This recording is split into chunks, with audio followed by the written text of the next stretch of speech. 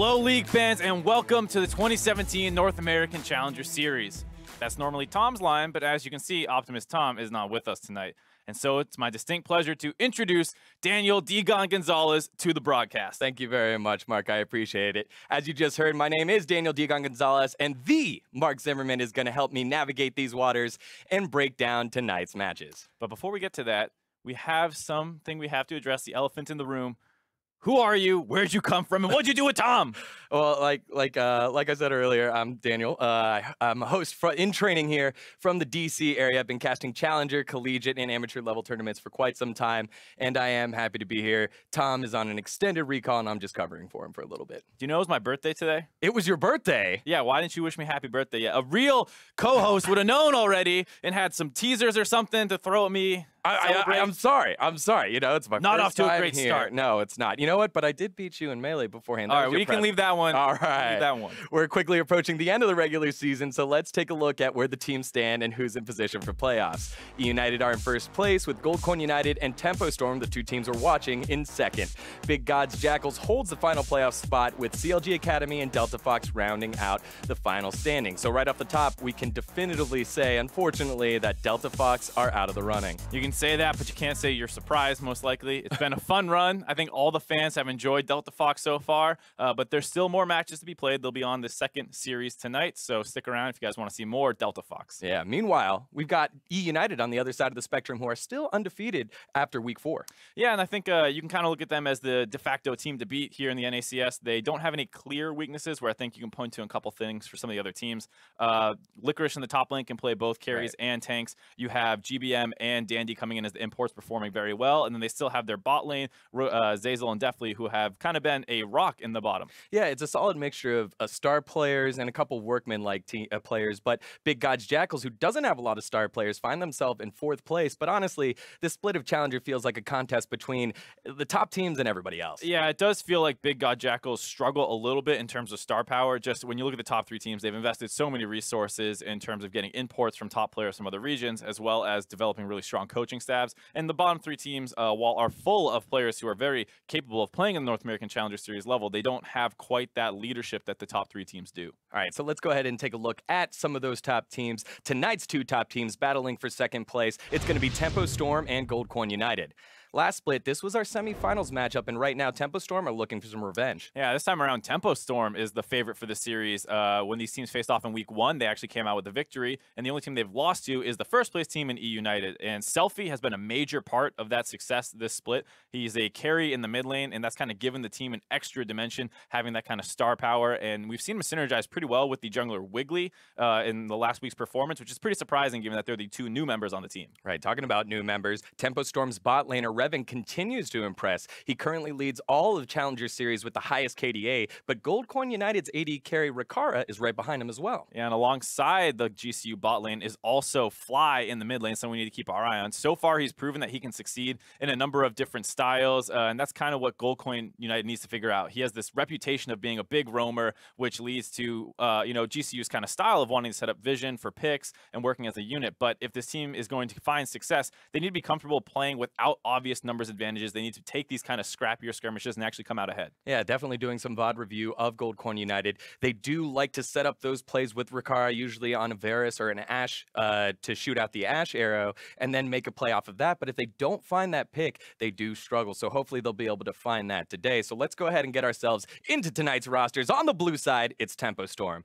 In the top lane, it's Quas. At jungle, it's Wiggly. In the mid lane, it's Selfie. At bot, it's Revan. And at support, it's Sheep. And over on the red side, it is Goldcorn United. In the top lane, Solo, Jungle, Santorin. Got Fly in the mid lane, and the bot laner, Rikara, supported by Madlife. One of the big things looking at these rosters, seeing their pictures come up on the screen, is how much star power there is in both of these rosters, with Madlife, with Fly, and, you know, Santorin's there too for Goldcorn United. And on the opposite side for Tempo Storm, you've got Quas in the top lane, Selfie in the mid lane, and in bot Sheep had some LCS experience as well. That's what I was kind of saying when you look at the top teams in Challenger right now, is that they have a lot of really recognizable, borderline household names, people that you watched in Season 4 on the world stage if you're looking at E United. And even Mad Life has had a ton of experience. So you're kind of surprised if you're this team comprised entirely of North American Challenger players to be like, this is who we're playing against. We heard Fabi last split making a similar comment where he's like, I can't believe the level of competition right now in the Challenger Series. Right, you know, the gatekeeper himself, Fabi, talking about going up against the God Hand in Mad Life for Gold Coin United. So let's go ahead and get ourselves into picks and bans, and we've got a couple bans right off the bat here. Tempo Storm getting rid of Talia and Rakan. On the opposite side, Galio and Zach getting taken away. Yeah, Zach, Galio, two of the common bans on red side generally. Both of them are super annoying to play against. Zach, just this kind of omnipotent force in the jungle, good ganks, strong tank, good magic damage, fulfills anything you really want. And then Galio kind of rounds out that kind of super tank who you can start flexing all over the place. So he's a great early pick because he slots into so many different team comps. Yeah, and just a quick note, this is still patched 7.12, so the Galio nerfs haven't quite gone in yet. So we're going to see that one taken off the board, along with Caitlyn and Cassiopeia being the last couple bans here. Yeah, you see two bot lane bans already kind of targeting down on Ricard a little bit. Seems like they want to make sure he's limited in what he wants to do. And then no surprise, of course, you grab the Elise, basically the strongest jungler left up. Zach is obviously the S tier, and then alone, probably in the A tier right behind him, is Elise. Just super strong early pressure. The dives and ganks that you can pull off with this champion are absolutely crazy. We'll have to see what Gold Coin United wants to answer with. Right, and it does look like it will be a Renekton in the top lane for Solo, the Solo King. Solo, one of those players that's been in Challenger for quite some time, had some experience as well in the LCS level. Yeah, Renekton's a champion that combos super well with Elise. You see, I mean, dating back all the way to Season 4, those Renekton Elise dives that could just blow you up at level 3, those are still a very strong possibility. So you usually don't see Renekton prioritize that highly, but I think they don't want to put Solo in a position where he needs to worry about a dive like that, so they just take that one away. And then they follow it up with the Rek'Sai, kind of the other A-tier champion right now. A little surprising after the rework, everyone said, oh, Rek'Sai is going to be garbage, but as soon as they fix some of the small things with the ultimate being able to get walked out of, it's been a pretty strong champion so far. It's a little bit more accurate on the Void Rush, and Santorin on Rek'Sai. I really like that connection there back to his TSM days, as we do have two more picks coming in. It's going to be the Thresh coming in for Sheep. He's made his name on that champion as well. Yep, I mean, that's one of the champions that feels like everyone makes their name on. Kind of like every jungler has a Lee Sin. You know, every support has a Thresh that's gotten high ranked. Right. It's one of the few supports that can really carry in solo queue. So, you know, Thresh is one that you see for Sheep. You see it for Mad Life. Back when Bunny broke out, he had one. Biofrost had, like, everyone has a Thresh. So Sheep's gonna get his hands on it this time around. Very strong champion in the meta, and a relatively early Orianna pick for Selfie here. Doesn't look like they want to let the mid lane pools get pinched too hard before they get into the second ban phase. Yeah, Orianna being a safe mid lane pick here, and it does look like it's going to be Tom Kench locked in so far. That's probably going to go to Mad Life. We've seen it a lot there in the bot lane to take care of an AD carry, and Rakara and Mad Life, one of those top AD carry bot lane duos in the Challenger Series. Yeah, right now you see with the Elise Thresh, that's kind of the makings of a pick comp. You have the Orianna who can kind of combo with that. Not quite as scary as when you start throwing the Syndra in there as well, but it does feel like GCU wanted to get out in front of the potential extra pickoff coming. They get the Tom Kench before it maybe gets banned out, and now you're going to see this kind of lopsided phase where there's a top laner for GCU and there's no one on Tempo Storm, and then similarly there's no mid laner, so they're going to pinch those opposite pools. So we're now getting into the second ban phase here. Gnar and LeBlanc getting taken away. Gnar, surprising ban here. What do you think about these two bans here? So Gnar was a champion that just started coming back into the meta a little bit this last week and a half in professional play, and then it just got buffed again on 7/13. So it's not quite at the new Gnar level where some people think it was a little unnecessary that he was in a fine spot. But as people were starting to play them a little bit more, Quas always had a good Gnar, so not too surprised to see that one, as well as the Kennen, one of the few range champions that can really annoy that Renekton pick. So they're trying to set up Solo to be able to get some bully matchups into Quas, who usually has something crazy up his sleeve to make sure that he has pressure in the lane. Yep, and then the last ban is going to be Syndra, taken away from Fly, who spent some time over at Jin Air, spent some time on Longzhu Gaming, all from the LCK, one of the big import slots here for Gold Coin United, as Jin's going to get locked in.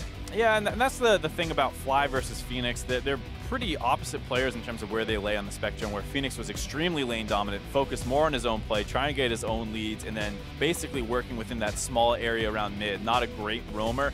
Fly basically the opposite, much more focused on getting out of laning phase, trying to influence his team. So those LeBlanc and Syndra bans are more kind of reminiscent to a Phoenix style of play, and we'll see if Fly does pick up something that can move around the map a little bit more. Talia already banned away, so that would be one of the signature champions you think they'd look for. Tempo Storm going to lock in Jace for Quas, and now it's a Jace Renekton lane in the top side of the map, and that's got to be a tough thing for Solo. Yeah, I mean, we were talking about trying to ban out a couple of those bully matchups on the top side. That is one of the ones that can, as we see also an Alawi locked in. Whoa! I didn't see that, and we missed it real quick, so maybe where do you think that might go? I mean, I think the Alawi is going to go top side, and the Jace looks like it's an 80 carry Jace. You would have to assume very, very weird bot lane going on right now, potentially. You have to worry about the all-in threat. Jace does have that available, so if you do land a hook against this bot lane of GCU, maybe you can go try and kill it, but with the Tahm Kench already there, it's a little surprising to see them kind of double down on that all-in lane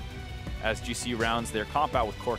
Yep, Corki going to get locked in for Fly, and we've seen changes in the patch to put Corki in the forefront. We saw High pull that one out for FlyQuest earlier last week, and so Fly is going to have his chance on the champion. Yeah, it's one that's always had a decent matchup into Orianna. You can kind of bully it early, and then you start pushing it in, and you're mostly focused on wave clear duty as the Corki. Eventually, maybe you move into a side lane. Once you get the package, you can make those roams that we say Fly is so famous for, so we'll see if you can kind of get those going a little bit later on post 6. Yeah, it's just, we still got to touch on this here. Jace Thresh in the bot lane. Yeah. Revan going to pull that one out. I mean, well, I'm going to be learning here alongside you because I can theorize about the hook into going hammer form, trying to drop the damage.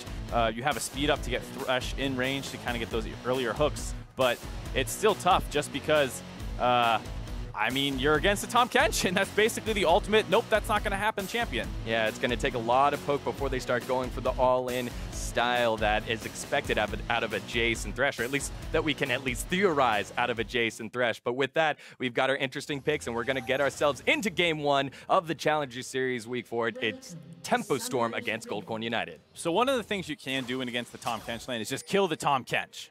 I mean, that's always the possibility of just saying, all right, we'll ignore the Jhin, and we're going to kill Tahm. If you bring the Elise down there, you will have the ability to do that.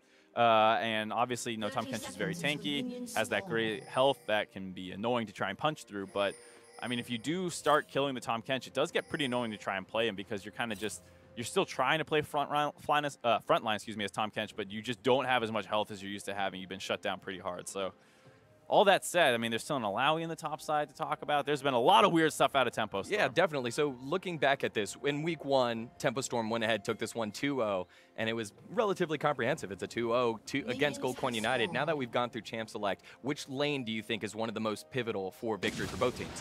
I would actually say that as much as we talked about the bot lane, I think the top lane is more important. Alawi is a champion that if you fall behind, it can be a little tough to play her. She has a lot of sustain through her tentacles hitting champions, giving her some health back. If she gets ahead, she can become this kind of bruiser who dives in, you try and kill her, and she does that lifesteal tanking, something Quas loves to do, plays the Swain, plays the Vladimir, these kinds of things.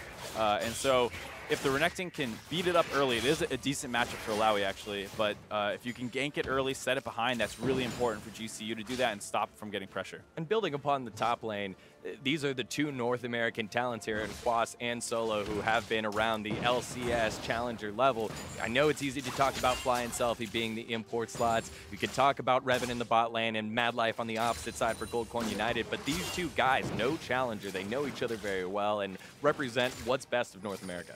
Yeah, two of the best top laners in the Challenger scene. The other one, of course, being Licorice, you have to talk about when you're talking about domestic talent.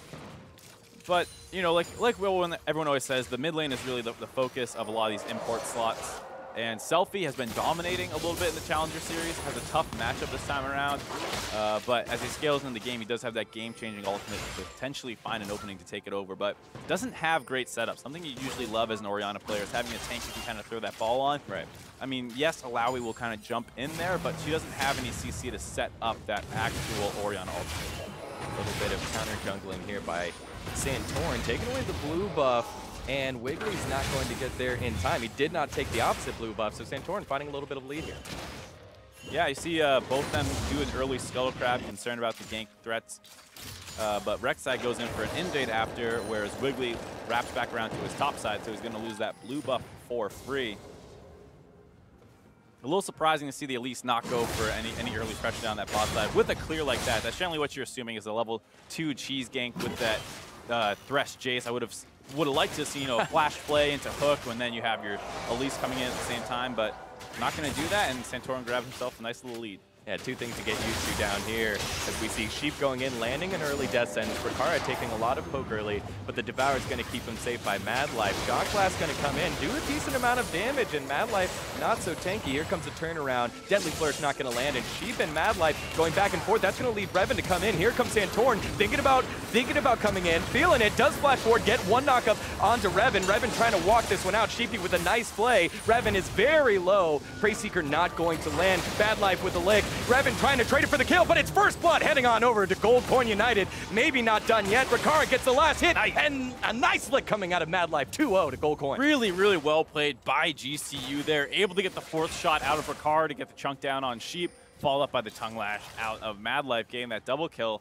And this is one of the things when you pick a lane like Thresh Jace, you can assume pretty safely as a side of GCU that they're going to be playing pretty aggressive. So after that initial kind of trade of Scuttle Crabs, Santorin does a really good job making sure he ends up on the bot side of the map, ready for them to go aggressive and cover some of that early game playmaking that you can see come out of a Thresh. So early lane aggression for the off-meta pick here for Jace and Thresh not going to work out, in an early lead by Goldcorn United. And we get to see smart pathing coming out of Santorin, who continually puts pressure across the map. We do have them fighting around the blue buff on the mini-map, as you see Quast and Solo. The two top laners going back and forth. Santorin, did he get it? No, Wiggly ends up getting it, so solid stuff there. Elise does end up getting her blue buff. Able to kind of answer back from that blue buff steal, but the 2 kills in GCU's favor gives them about a 1,500 gold lead. And the big thing is you've now lost pressure down the bot side. So they open up onto Riccara right away. Mad Life looked like he was a little slow on the Devour to protect him.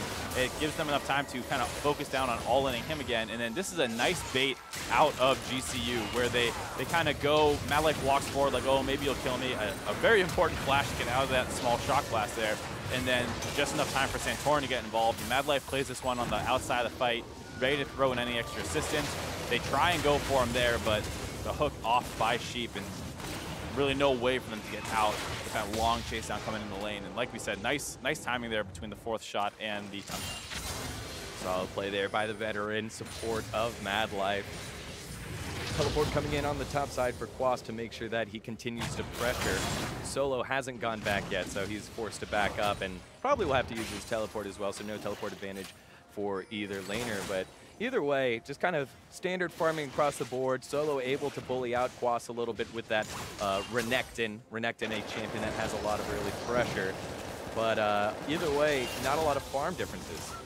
Nope, not really, other than that top side 10 CS advantage for the Renekton. But this is already relatively scary if you're Tempo Storm, just because you do not have a standard draft. I can see some ways that it can work with the catch potential between the Orianna, Elise, Thresh, but you don't have a good front line. Right. You don't have a ton of CC other than that single target pick-off CC. So in a team fight, when someone jumps in with the Renekton, and the Rek'Sai can jump in, the Tahm Kench can go in there, they have a lot of ways to actually get onto somebody and try and blow them up with Jhin contributing from far away.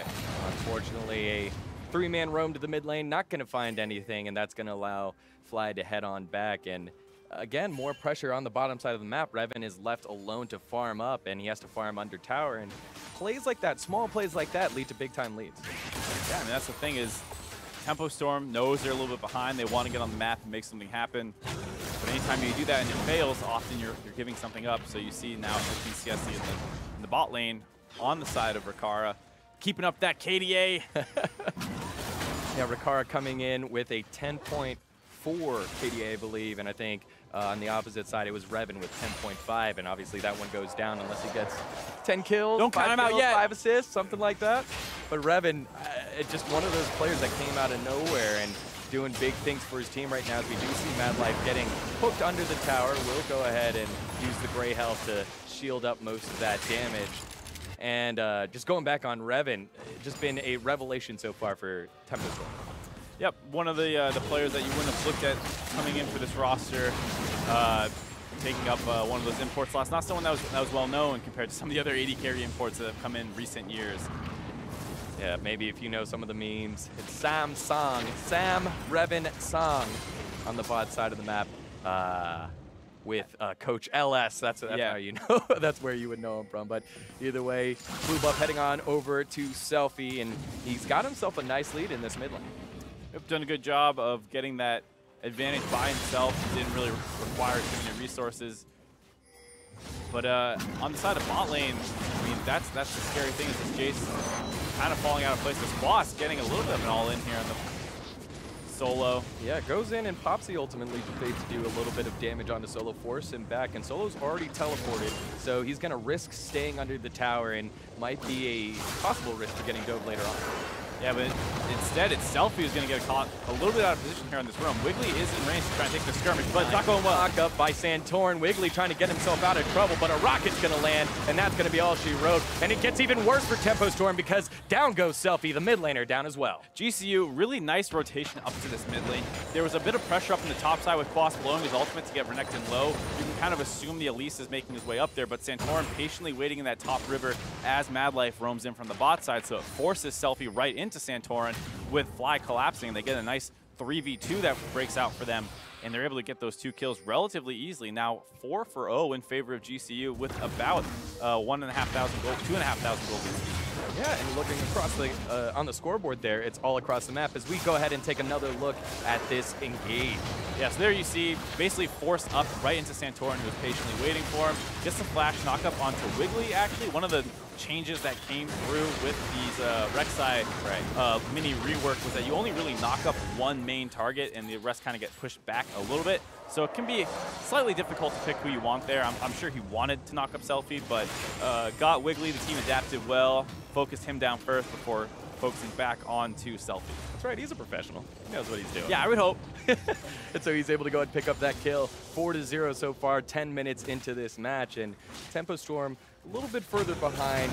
Do they have some late game mechanism that can help them catch back up?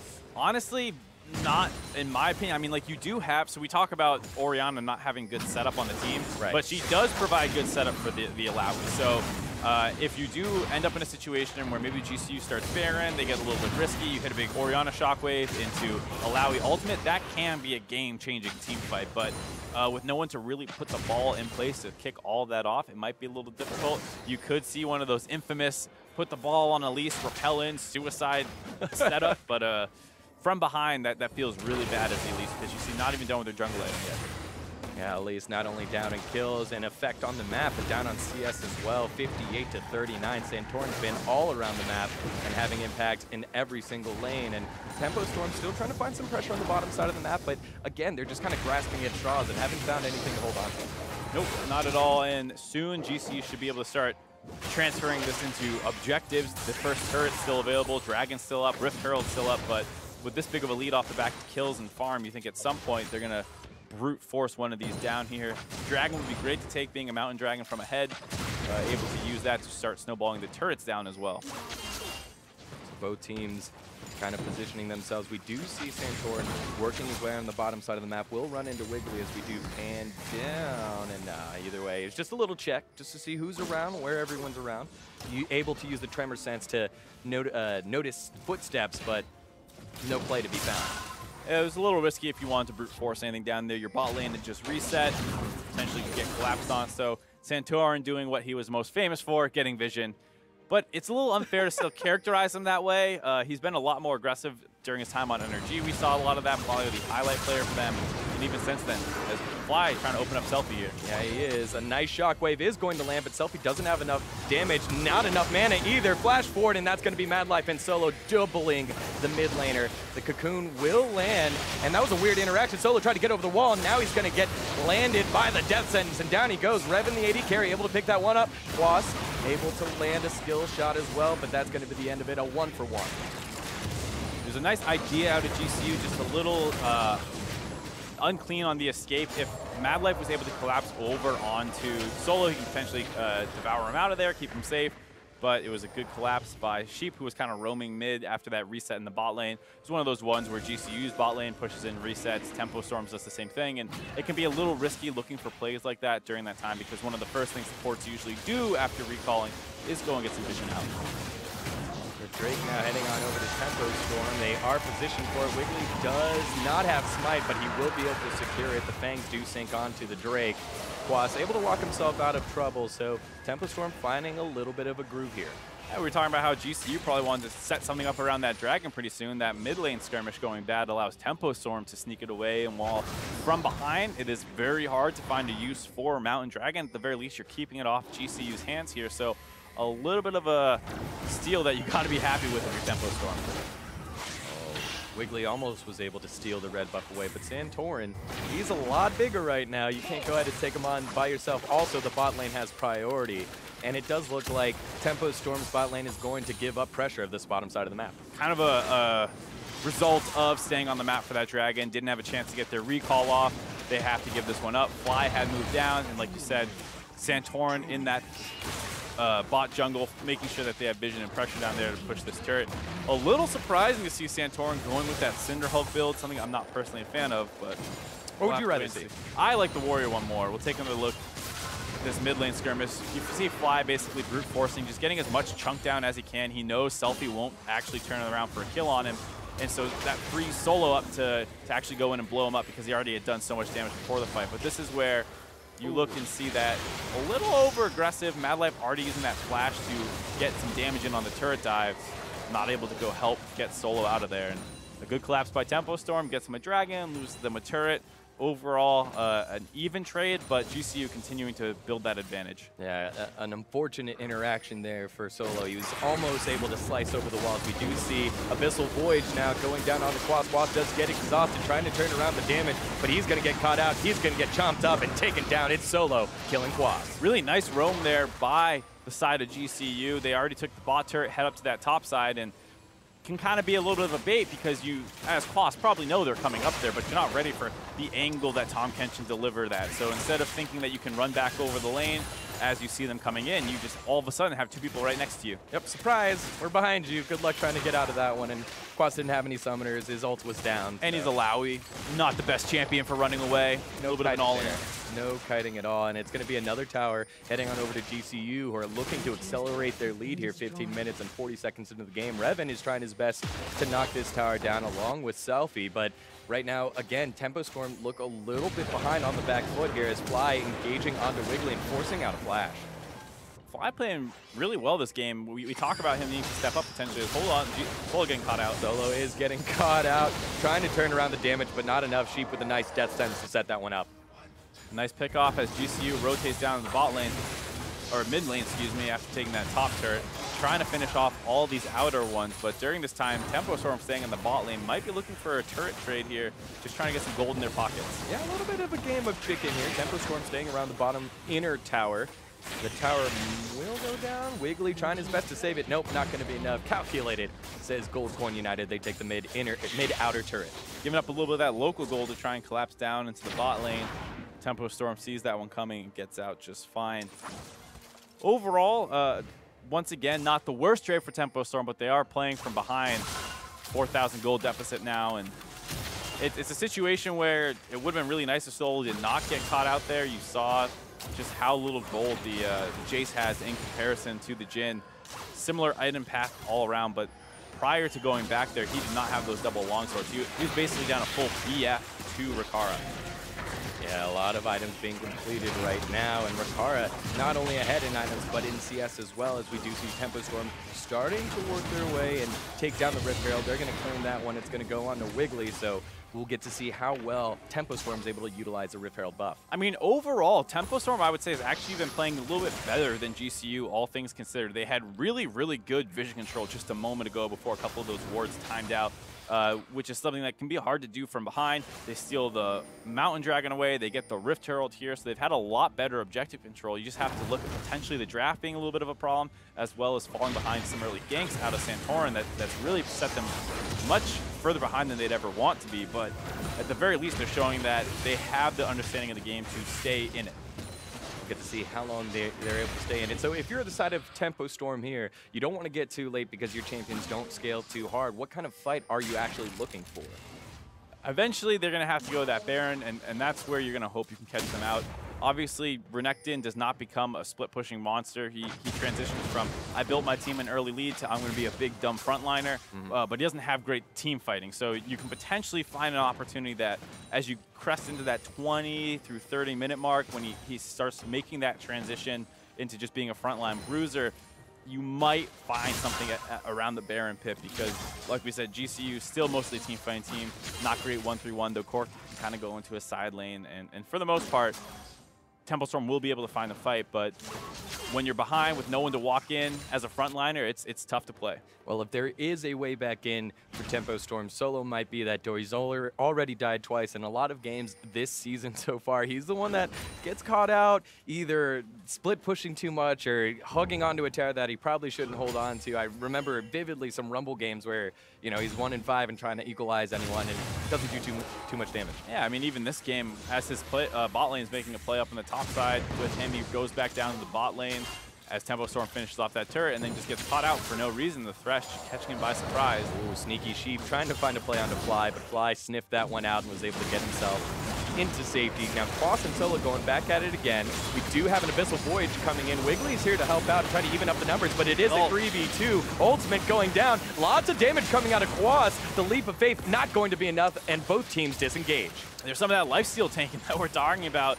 The Alawi does so well and that Quas loves to play. Gets jumped on by a 3-man, but that sets up for a nice 3-man ultimate for himself, and they're not able to actually burst him out there. The Death Dance also delaying some of that damage coming through, and not enough to actually finish him off.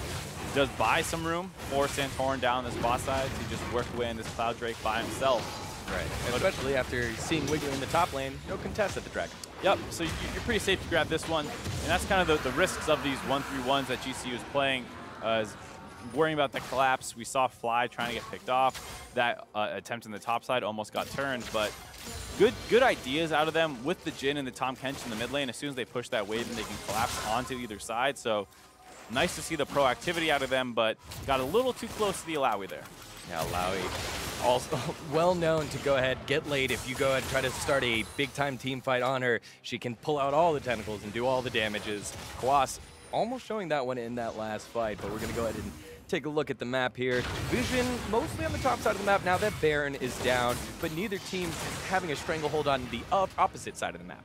And that's the thing, is that for how far ahead GCU is 4,000 gold, you think that they would have a little bit better control, but not quite the case. And this is what we were saying with Tempo Storm has done a good job from behind of keeping wards out. They have that Scuttle Crab right now. They have some blue trinkets dotted around that top side. GCU now just moving in as a 5-man, really getting control of this top side. And you see the random Rift Herald summoned as Tempo Storm wasn't really able to find a case. Hey. A little bit of a spectator bug, or nah, he just wanted to touch the wall. Just got confused.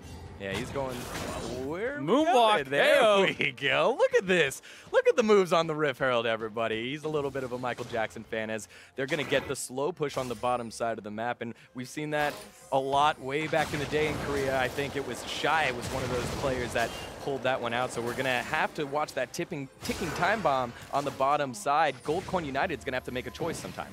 And this like the choice they're making right now is open up with a Jhin ult in the top side jungle where you have all that vision control, but really nothing there for Goldcoin United to follow up on. So Tempo Storm in a little bit of a favorable position now. Someone's going to have to go back and deal with this Rift Herald. Looks like Solo's heading back there, but he's not the fastest wave clear champion. There you go, a turret down for Tempo Storm despite being kind of forced to use that one before it timed out. That's right, the Rift Herald with a little bit of style, with a little bit of a moonwalk, able to walk his way all the way down to the bottom tower and get themselves a little bit closer of a gold lead. So the gold lead's still been around 3,000. It's been like that for almost 10 minutes here. And so Tempo Storm looking to get their items and find some sort of power spike. Kind of completing, you see Selfie going a little bit for a greed fill, getting that Rod of Ages after already having the Morellos, and GCU getting impatient, feeling like they're not closing the lead as fast as they want. Try to force down that Baron, but it gets scouted out with a blue trinket. Yep, nice blue trinket coming out of Revan.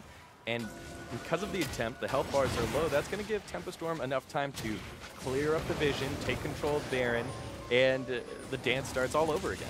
It's something Tempo Storm has done well with, just knowing when they can move in and out of situations. They had that play where they grab the dragon down the bot lane, just keep that off GCU. They understand that we can't go down there and defend our turret now. They back off. They understand the trading game very well in terms of objectives. So both teams trying to figure out what the next big objective is going to be. Baron is always on the map, but at 23 minutes, a little bit early. So Mountain Drake is the next Drake that will be up in the Dragon Pit. That might be where we start seeing a lot of the vision battles and confrontations in the river. You see, actually, Selfie's the one up gold despite dying twice, staying even in farm, and that's what we're saying a little bit. Saying with the greedy build with the Rod of Ages. Usually, you see a Lute in second, or if you're snowballing and very strong, a Leandries. A little surprising not to see either of those come out, and instead getting that Rod of Ages, getting a little tankier. We talk about Tempo Storm lacking a front line. Who knows? Maybe Selfie will play it this time around. Yep, Selfie came into the scene with a super hot crew and was integral to their success early on, and actually was coached by his current coach, LS, way back in the day, and I believe it was around 2014. So they're reunited, finding success here as, again, Vision Wars just starting up. Sheep trying to make a play here, tries to land the death sentence, unable to, and Fly staying cool under pressure. Looks like GCU won't try and punish that engage on Sheep, just settling for some more vision control up in the top side. And this is one of the things that we said could be an issue for GCU. They always want those kind of odd man fights. They're not happy just necessarily forcing and turning and getting a 5v5 from ahead. They want to find a pickoff, but they've been struggling to do that this time around. Oh, Wiggly does get stunned up by Renekton. Test of Spirit.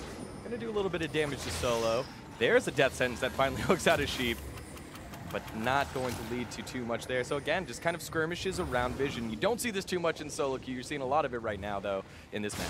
Yeah, but Selfie caught a little bit out of position, trying to find his way out of here. So might fight again. Sombrero onto Fly. Fly a little low. Here comes the Abyssal Voyage from Mad Life to help out his mid laner. Qua still thinking about it. Flashes forward, not able to land any damage on the Fly. Fly again able to walk out of the cocoon. Solid stuff from him. Teleport coming in now by Solo as they start the tower defense. The Tempo Storm getting very aggressive, wanting to finish off Fly there, but every skill shot they sent came up just a little bit short, and despite getting a really nice chunk out there when it looked a little suspect at the beginning, Selfie snuck his way into that brush, almost got collapsed on, but it didn't look like Santorin quite knew he was there, and that hairy situation ends up with no one actually going down. Selfie keeping his, Fly keeping his cool, and those are the mechanics, man. It's not always about killing stuff. Sometimes it's the fancy feet, or I guess the fancy steering coming out of Fly's Corky, and he gets himself out of a lot of trouble there. Both teams now just fighting over vision, and we're waiting for possibly some sort of stun, some sort of hook to come out and lead to a big-time fight. That's the hard part for Tempo Storm is you see them try and get that pick off there in the top lane. You see the flash in by Quas. Misses that one. Wiggly goes to the Flash Cocoon, misses that one. Shock Blast gets blocked out by Santorin, and kind of all in on that one pickoff, not able to actually grab it. And now you're down a lot of summoners for this next potential fight, a lot available on the side of GCU. The Drake has spawned, though, so both teams are going to start focusing their attention to the bottom river. Selfie going to clear out this pink ward, but again, a lot of vision game going on. Neither team wants to take an empty fight, unless your name is Santorin, as he pops in forward, does knock up Quas. Quas in a little bit of trouble, but on the front line, able to do some damage, but not enough. Santorin does get himself out of the back line, as now we see Solo trying to go in, Wiggly trying to catch him out.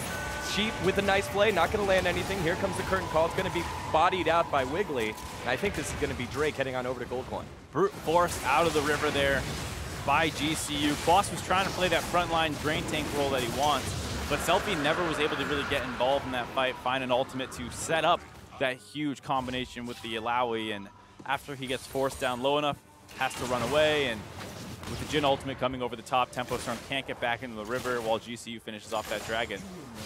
It's nice of them to be able to grab that, but the game has stalled out on their side, and still sitting at that 3,000 gold lead. And I like that out of Santorin. He was able to go ahead and unburrow on top of everyone. And it was without vision. And I was just making the point that neither team had made a play without having vision. And Santorin bucks the trend, gets his team a Drake and a little bit further of a lead. Now, still a 3,000 gold lead. I thought it was a 4,000, still a 3,000 gold lead, and keeping his team in it. And that's one of the benefits of playing the tankier Rek'Sai. You can go for plays like that. If you're scared, if you're a warrior, Tiamat finish into one of the Hydras, most often Titanic Hydra, you go for that build and you go in like that, you might get blown up. Not quite the case this time in Tempo Storm. Getting aggressive, trying to force down this Baron. Yep, starting up the Baron. We don't know if it's a fake or not. Does look like a fake. Nice shot glass landing from Revan, and there's a hook landing by Sheep, and a little bit of trouble is Revan, though, because Solo comes around with the flank, not able to catch anything. Revan does go down. Santorin going to pick that one up. Wiggly very low. He's the next one to fall, and so far, it's going to be a cleanup for Gold Coin United. It's a 3-for-0. Tempo Stormers had better vision control this entire game. They had vision control around that Baron pit once again, but they're too far behind. They get absolutely collapsed on by GCU. Now they're trying to get them off this Baron. Quas is tanky and does still have his ultimate. We know how much damage the tentacles can do. Did just use it, so Leap of Faith's not going to lead to a big multi-kill play, or is it? There it is. Quas able to land it on fly. So many fancy feats, not able to get away from that one. And so Quas, the savior of Tempo Storm. Still 3-for-1, I believe, on the side of GCU. Doesn't look like Selfie's quite done yet. Wants to find Solo, not able to interrupt him, but does get Mad Life. Mad Life, unfortunately, has no more life. Down he goes, Selfie, continuing the pursuit and picking that one up. Able to actually clean up decently well there. Ends up at 3-for-2 now on the side of GCU, and Tempo Storm gonna go in and clear out some vision. Actually gonna start the Baron, but GCU's gonna be well aware of this one. They got 4 wards in the pit. But maybe they're just going to try to burst it down, as here comes Revan. There is a lot of damage here. Quas is tanky enough to tank up most of the damage. She's going to body block most of the attempts. Santorin does get hooked.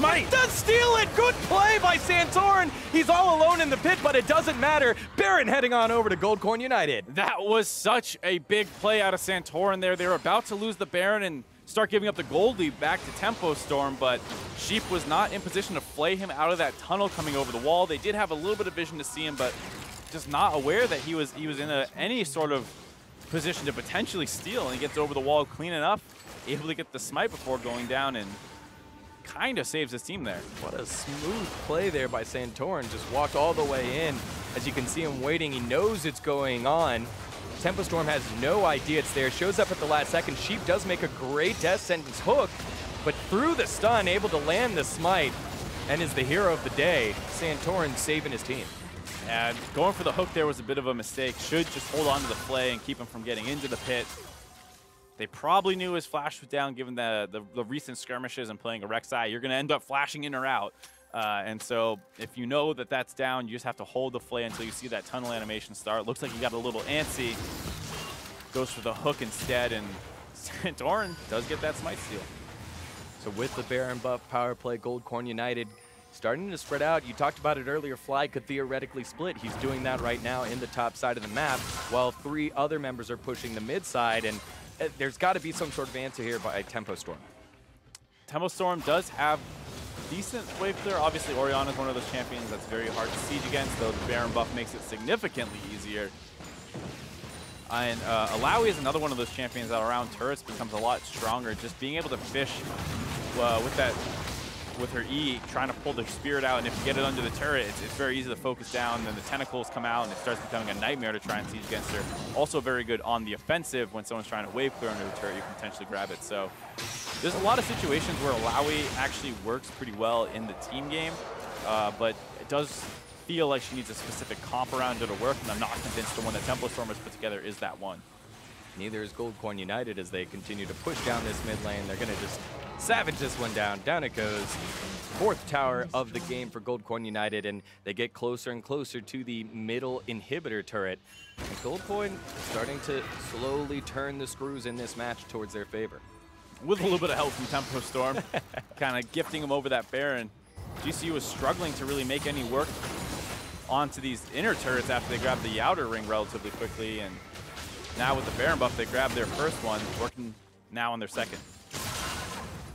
Solo now going to do split pushing duties under the tower. Selfie wheeling in nice auto attacks, uses Shockwave to try and slow down Solo, but Fly comes around the corner and is able to pick up that turret. Good little rotation there out of Fly from the mid lane up to the top side.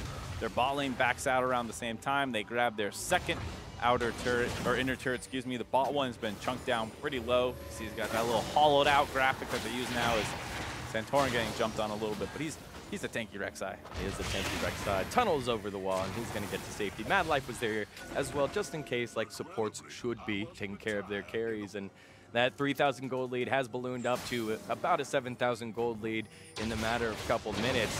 As we are 33 minutes into the game, this is going to be the final Drake.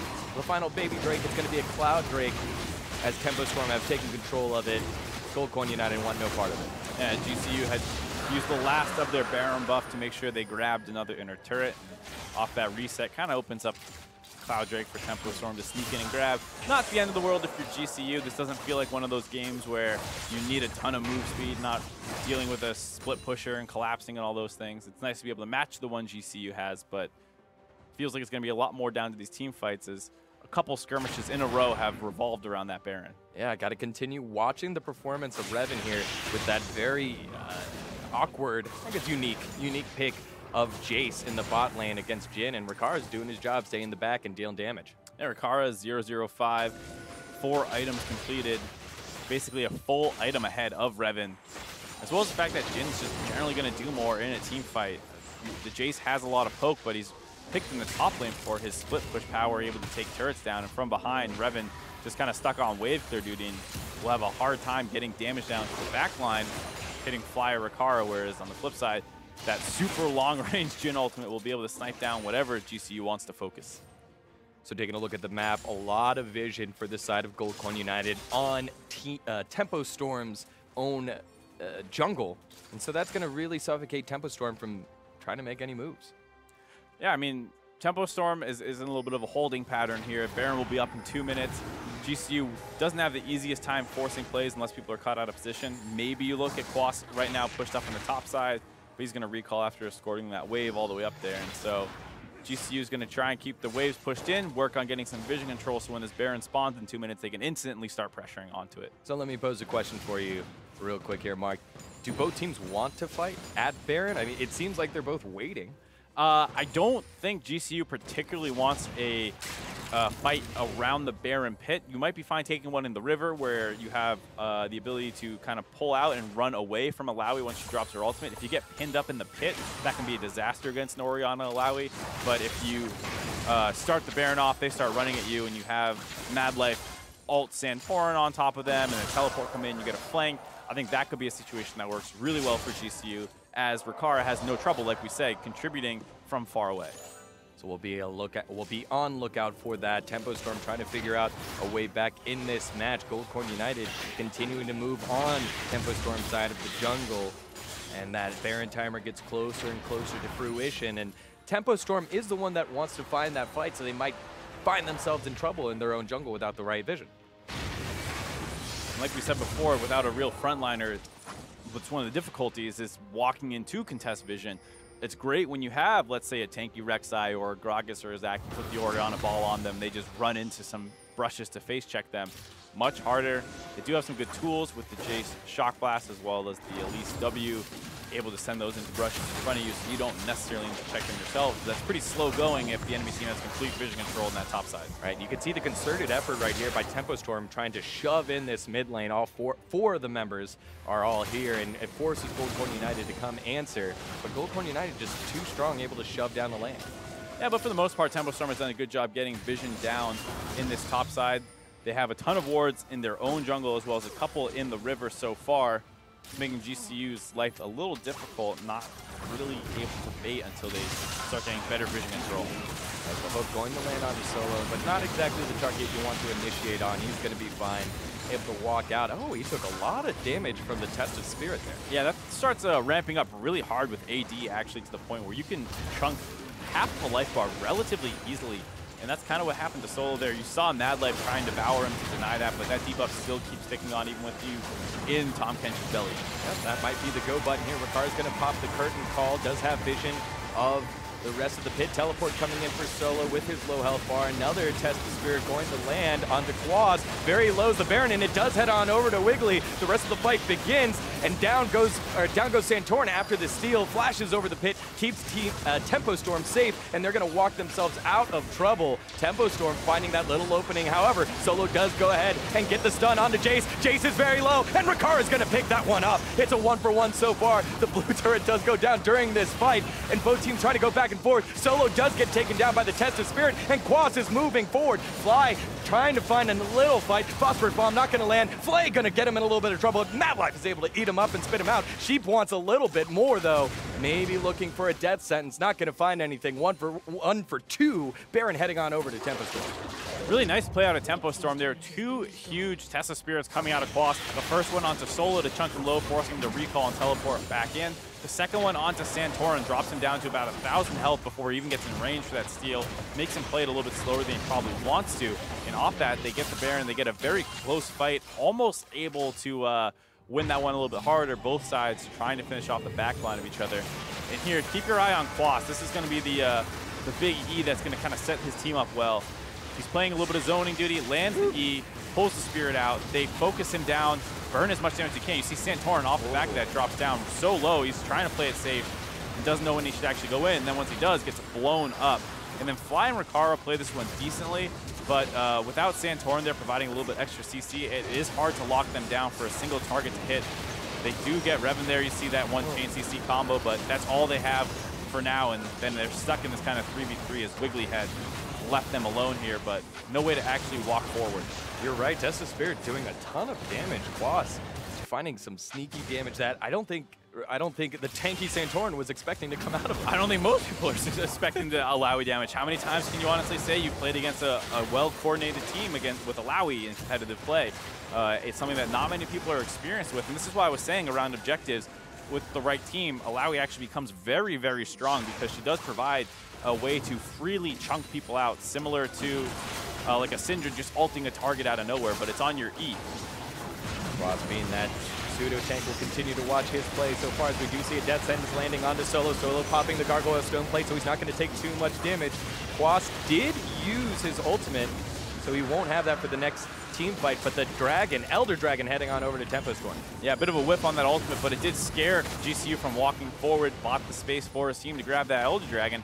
And because they had actually managed to steal away a couple of GCU's Dragons in the early game, this is not negligible takeaway here for the Elder Dragon. Actually going to be adding a fair amount of damage to this burn, and when comboed with the pushing power that comes from Baron, Tempo Storm's going to have a great opportunity to bring this gold lead back into their favor as they melt turrets down. Yeah, we thought that we'd have some trouble finding a way into the fight, and the answer was Quas on this Alawi. Untouched is Revan, untouched is Selfie, and they're able to deal damage with just a one-man front line coming out of Quas, and now it bounces back. The question's in Gold Coin United's court. How do you work your way back in it after having a lead for so long? I mean, it is the kind of case where I think they would have done better to potentially just brute force that engage onto Tempo Storm instead of playing that Baron game, because Tempo Storm doesn't do a good job of walking into you. And what ended up happening in that fight was that both of them were just standing around the mid lane looking at each other. And that's a similar situation to a Siege situation or a Baron Force, where that's where Alawi can shine, get those kind of free ease off to chunk people out. Did that 2 times in a row, and then all of a sudden you're losing objectives. So you kind of want to brute force those fights a little bit more as GCU, but you've gotten to the point now where with the gold lead even, you can't be as lackadaisical in your engage. You actually need to find good ones, whereas when you have a 4,000 gold lead, you saw them go for that Quas pick off in the top side, and it didn't quite work out, but it wasn't like you lost anything for it. This time around, if you start messing up your ults on the Quas, he might mess you up. He might mess you up indeed, as we are 41 minutes, 30 seconds into Game 1 of this battle for second place in the North American Challenger Series 2007 Summer Split. Tempo Storm and Gold Coin United both sitting at 5-2, and it seems like it's just one more fight away from this game blowing up in either team's favor, and I could say both teams have made plays to win. Yeah, both teams have been playing pretty well overall. Tempo Storm fell behind early off some good ganks out of GCU, but they played the objective game better, they played the vision game better, and they were able to stem the bleeding until they found a couple good objective fights. Now GCU doing everything they can to force Tempo Storm off their base. Ricaro popping the ultimate there, not going to find too much damage as Locket was popped out of Sheep, giving a lot of shields to Tempo Storm, but now you can just see the vision game is now being played on Gold Coin United's side of the map. And overall, Tempo Storm has some pretty huge farm numbers. Quas is almost at max build. Selfie already is. Revan catching up to the Ricaro, who was further ahead. Not going to matter as much more, as you see a lot of people getting forced down low. Revan did get caught up there. Flash forward by Santorin, not going to work. He wasn't able to get the knock up onto Revan, so Revan very lucky to get himself out of that one. but the tower does go down and the base has been cracked open. A little bit sketchy there on the side of Tempo Storm, but they grab the objective and they get out. Lose a couple flashes for it. Actually, just Quas is going down, so not the end of the world. Santorin traded his trying to get in there and start the fight off for GCU. We talk about not great CC on the side of Tempo Storm, really not much better for GCU. They have a lot better front line, of course, and people who can walk forward, but it seems like they're having a hard time letting Fly and Ricari get involved in these team fights. And one of those big initiators was Santorin. Did use Flash on that one, so he's not going to have that for the next initiate. And so that maybe leaves Mad Life with an ultimate in, maybe Solo trying to get a stun on Renekton as well, but that's about it. So I think both teams are going to start up this Baron dance again. Our third Baron of the game here with 45 seconds to spawn. Quas has officially passed Renekton as a useful team fighter. There was that small phase of the game where even in 5v5s, Renekton's still able to function pretty well. Now, Quas almost getting the E out onto Jin, but they're going to keep going. Yep, Heart Fleshing coming in, a nice two-man shockwave coming in. Quas looking so tanky, not taking any damage, and now Solo with the Test of Spirit taking him down to a quarter health. Needs to be careful from the tentacles, able to slice his way out of that one, but now there's not a lot of pressure on the map for Goldcoin United. Yes, Tempo Storm's going to actually not run up with that one. They're going to go back into the Baron, spawning in 5 seconds. Solo has been chunked low, does have his teleport available, but Tempo Storm has really nice vision control in that topside jungle. A little scary given that Corki has his package. This could be a dangerous fight for them to force. Santorin once again trying to find a steal. There is no shockwave on Orianna. It will be up soon, and it doesn't matter because the Baron does get taken by Santorin, or does taken by Wiggly. Solo going in, does find Quas. Quas is a little low and does go down. Santorin's able to pick up that kill. Ultimate coming out of Ricard, the curtain call, the final number. Not going to land on anyone. Selfie's going to have a dark passage into safety, but Santorin doesn't want to give up the chase. Solo there as well, able to dodge his way out of command attack. Ricard now trying, all of Goldcoin United trying to stop TS of getting into trouble. Fly now going in there, not going to find anything. The blue turret does go down, so Goldcoin United's pressure from minions is going to help out. Shockwave going to land on the Fly. He's very low, will be able to get himself out. Santorin finding 2 to knock up, but not going to find much more than that. Mad Life forced to eat out Jin. Solo very low, might get soloed by Revan. Ricard very low. There goes the 80 carry for GCU. 2 kills heading on over to Selfie in the mid lane. GCU getting a little bit greedy there. Tempo Storm forced down that Baron very fast, kind of pinned themselves up against the wall there, and GCU with a big lane in top lane. Fly almost out. Looked like he's going to be okay now. Selfie still has the speed. Chase is the Valkyrie coming up. There it is. Might be out with that one. Both teams have Cloud Drake kind of powering them away. I don't know if that passage was close enough. Selfie wants to say, hey, come here, take one with me, and down goes Fly. And I think Tempo Storm has turned this game on its head. Yeah, Tempo Storm definitely looking like they might be able to take this one. Quas teleports into the bot lane trying to force with that turret down, but he doesn't have a Baron buff anymore. So not able to use that. Quas being that big front line. It took a long, long time for Goldcoin United to burn him down, and I think that helped the rest of his team find success. Santorin now trying to chase everybody around. Not going to find too much. Revan going 1v1 and is able to solo him out, and that's going to spell disaster for Goldcoin United. GCU, despite having a large lead in the early game off the back of Santorin's play, not actually able to convert.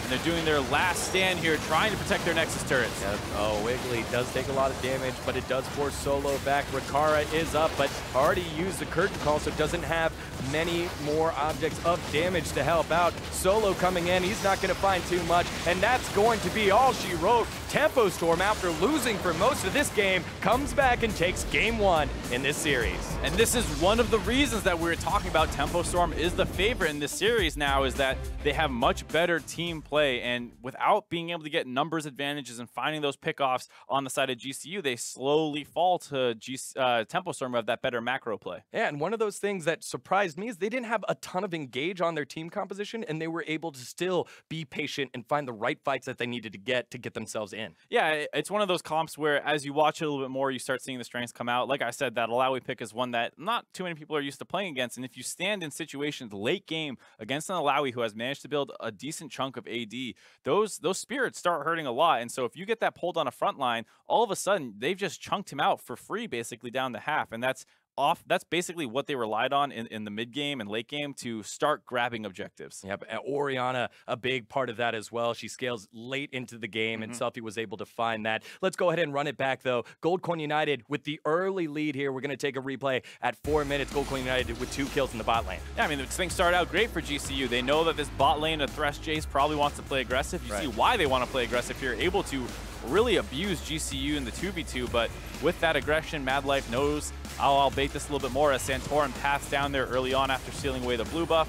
Some nice mechanical plays out of Mad Life, getting that exhaust, getting that flash out, making sure not to take too much damage, which buys enough time for Santorin and Ricard to pick up this double kill as one last attempt at a Tempo Storm to turn this one around, get something for this potential 2-death trade. Yeah, and remember, that was after Santorin double buffed Wiggly, so Wiggly was running on 2 buffs. Here we have another play, 9 minutes into the game, 2 more kills heading on over to Goldcoin United. Yep, Quas had been playing aggressive in the top lane as well, had chunked out the Renekton, and Santorin was sitting up in the top side of seeing where he needed to go while Mad Life roamed him from the river, forces Selfie right into Santorin, and they're able to get a collapse onto him, and that also kind of baits Wiggly to come down and try and help his mid laner out, ends up giving over another kill. And that's what we're saying. It looked great for GCU this entire time. They split up into that 1-3-1. They tried to use the Tom Kench ultimate to find some pickoffs in the side lanes. Didn't really work out for them, unfortunately, just because the person they chose was Quas, who was able to keep sneaking out of those situations. And then once it came to the Barons, they never really got great vision control to force Tempo Storm to actually walk into them. Right, and we talked about the vision control for quite some time, and that was a lot of patience that Tempo Storm showed until they had ultimately got a big-time team fight at 46 minutes and were able to turn it around 3-for-1 by Tempo Storm. Yeah, GCU lost the Baron. They wanted to get something out of it. They had already killed Quas. So they felt like that was the biggest member that was giving them a lot of trouble down. They had a big minion wave pushing into the top side, but they get a little too greedy trying to find those chunks. Fly gets forced down extremely low. Selfie is able to keep himself alive, a decent amount of shielding available on the side of Tempo Storm, and then it's an easy turn in this kind of a 4v5 situation given the fact that Solo was already low. A couple other members on the side of GCU got chunked down by Selfie when he hits that big ultimate, and once they get that 3-for-1, it's a bit of a scramble situation for GCU because Quas is teleporting down to the bot lane now, the rest of them are running up mid, and they never really found their footing after that fight. So I think it was really interesting because a lot of what we know Tempo Storm to be is a team that uses their prowess as solo laners to take early leads and roam it around the map, and we're used to seeing set plays come out of Goldcoin United. However, Tempo Storm showed the patience to get the right play at the right time, which ended up leading ultimately to Baron. How does Goldcoin United try to figure out their way back in it? It's a little bit scary because, like I was saying, I thought Tempo Storm was playing better for most of this game despite some of those early plays. Right. This was not a comeback that came off, oh my god, GCU made a huge mistake, that's why they lost the game. They stole away a Dragon, they stole away the Rift Herald, they were able to use that to push up, they consistently had good vision control, and so when you head into game 2 and you're looking at, well, what can GCU do better, it's the kind of improvements that you need to make over the course of a season, not in between games. Now, with the draft, you didn't like Tempo Storm's draft too much here. You made a couple comments there about it. What would they like to change? And then also, just one more on top of that, the Jace pick, does that lead to a ban now, or was that just something you just ignore? I would probably ignore that. That didn't give you any trouble. The big problem was kind of the Alawi, as well as your inability to find pickoffs in those side lanes when you started roaming around the map.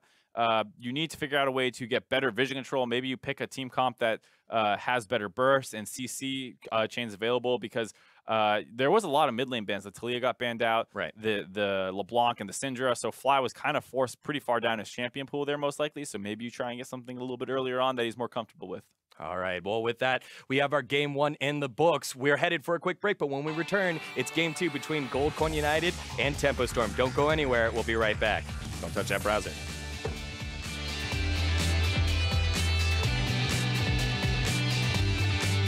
Bad Life with the lick. Revan trying to trade it for the kill, but it's first blood heading on over to Goldcoin United. Maybe not done yet. Ricard gets the last hit, and a nice lick coming out of Mad Life. Wiggly trying to get himself out of trouble, but a rocket's going to land, and that's going to be all she wrote. And it gets even worse for Tempo Storm because down goes Selfie, the mid laner, down as well. Shockwave is going to land, but Selfie doesn't have enough damage, not enough mana either. Flash forward, and that's going to be Mad Life and Solo doubling the mid laner. Revan does go down. Santorin going to pick that one up. Wiggly very low. He's the next one to fall. And so far, it's going to be a cleanup for Goldcoin United. It's a 3-for-0. He's going to body block most of the attempts. Santorin does get hooked. Money does steal it. Good play by Santorin.